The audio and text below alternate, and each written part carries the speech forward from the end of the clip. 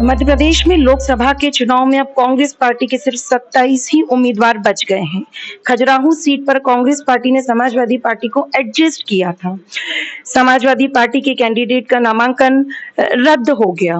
अब इंदौर में अक्षय बम, जी हाँ, जिनको कांग्रेस पार्टी ने अपना उम्मीदवार बनाया था, उन्होंने अपना नामांकन वापस ले लिया है। इसका डेमोक्रेसी के ऊपर आखिर क्या असर दिखेगा?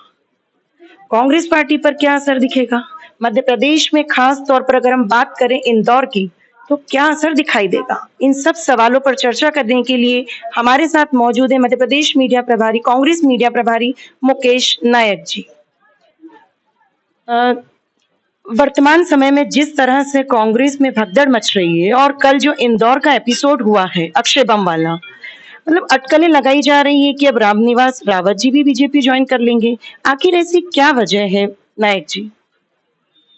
देखिए, बीजेपी अपने दफ्तर में बैठ के जो बैठकों की तौल कर रही है और उनके एक बड़े नेता इस दल बदल के महापर्व को लेकर ये कह रहे हैं कि कांग्रेस के जो नेता बीजेपी ज्वाइन कर रहे हैं वो गीला कचरा, सूखा कचरा और मेडिकल वेस्ट है। आप बताइए, बीजेपी को इस चुनाव में अपने 10 साल के रिपोर्ट कार्ड को जनता के सामने रखना चाहिए। अब पूरा चुनाव और पूरे चुनाव की बहस दल बदलुओं पर, बेईमानों पर, धोखेबाजों पर और आस्तीन के सांपों पर केंद्रित हो गई है। ये लोकतंत्र के लिए बिल्कुल ठीक नहीं है और जो राजनीतिक संस्कृति को जिस घटियावाद के दौर में ले जाकर बीजेपी ने खड़ा कर दिया है, ये लोकतांत्रिक मूल्यों के लिए भी ठीक नहीं है। सर, अगर हम बात करें तो पूरे प्रदेश में क्या, शहर में क्या, मीडिया में, अखबारों में इस बात की चर्चा थी कि अक्षय बम का जो मामला है वो मार्च से ही कहीं ना कहीं रूपरेखा बन रही थी, तो फिर इस पर कोई कार्रवाई क्यों नहीं की? नहीं, मार्च से नहीं बन रही थी। उन्होंने पूरा धोखे में रखा और पार्टी ने उन पर पूरा विश्वास किया और उन्होंने विश्वासघात किया। कोई पार्टी का उम्मीदवार बनता है तो विश्वास पर बनता है।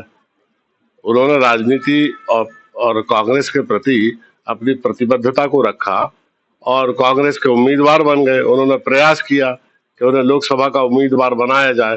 पिछले वर्षों वो कांग्रेस के लिए काम कर रहे थे, लेकिन बहुत ऐसे एक्सेप्शनल ये लोग हैं जिनमें संघर्ष करने की क्षमता नहीं है, जो व्यापारी किस्म के लोग हैं और इनके ऐसे काम हैं कि बीजेपी की सरकार कहीं भी इनकी नस दबा सकती है और इसके चलते इन्होंने दल बदल कर लिया, कांग्रेस के साथ धोखा किया।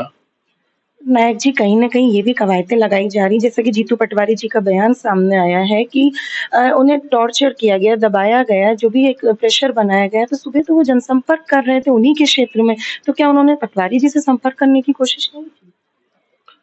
अचानक जो कुछ भी हुआ ये वो और बीजेपी के नेता जानते हैं।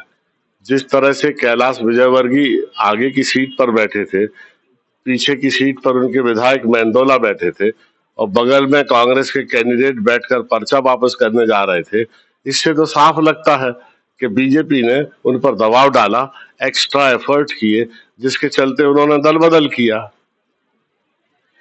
आपसे जानना चाहूंगी नायक जी कि जैसे वर्तमान समय में जिस तरीके से कांग्रेस में भगदड़ मच गई है, तो जैसे अब इंदौर का भी एपिसोड हो गया, तो अब आगे आपको क्या लगता है? निर्दलियों का भी हमारे सामने काम आया है कि अब निर्दलियों के समर्थन में कांग्रेस कुछ करेगी?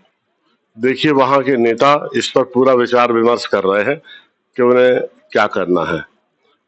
आज शाम तक कांग्रेस पार्टी तय कर लेगी कि वर्तमान जो परिस्थितियां हैं उनके मुताबिक उन्हें क्या निर्णय लेना उचित होगा। वैसा निर्णय हम लोग लेंगे वहां पर। सर, मेरा आखिरी सवाल आपसे, जिस समय रामनिवास जी के समय कहा गया था कि उन्हें रोकने की भरपूर कोशिश की गई, मनाया गया, ये बातें आई थी सामने और तब उन्होंने उस चीज को खंडित कर दिया कि मैं बीजेपी ज्वाइन नहीं कर रहा हूँ। आज वो परिस्थिति दोबारा कांग्रेस के सामने है, तो यहाँ कोशिश क्यों नहीं की? अभी देखिए, अभी तक तो उन्होंने बीजेपी ज्वाइन नहीं की है। अभी तो ये प्रश्न काल्पनिक है। अगर कुछ ऐसा होता है तो उसके बाद फिर इस पर हम लोग रिएक्ट करेंगे। ठीक है, बहुत-बहुत धन्यवाद। तो ये थे मुकेश नायक जी, जिनसे हमने एक छोटी-सी परिचर्चा की। जी हाँ, अक्षय बम, जिन्होंने कि कांग्रेस के प्रत्याशी हैं लोकसभा से, उन्होंने अपना नामांकन वापस ले लिया। रामनिवास जी को लेकर भी उन्होंने अपनी राय हमसे साझा की। इसी तरह की परिचर्चाओं के लिए बने रहिए मृदुभाषी के साथ। कैमरा पर्सन सचिन के साथ मैं रश्मि जैन, भोपाल।